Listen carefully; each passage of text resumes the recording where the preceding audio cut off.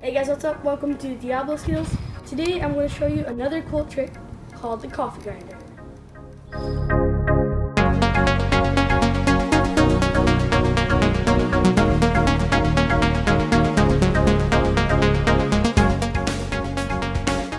So start, get lots of speed.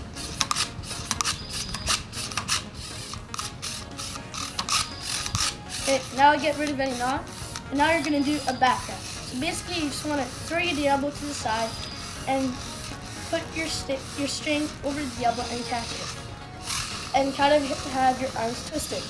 Now you're going to go in a position for the catch cradle, which is like this. Except you're going to put one of your sticks in front and the other stick left or right.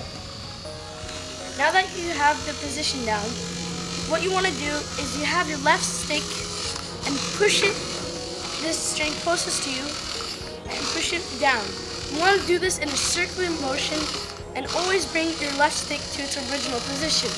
You want to make sure that your Diabolo is caught on the string closest to you, or else you'll end up with this.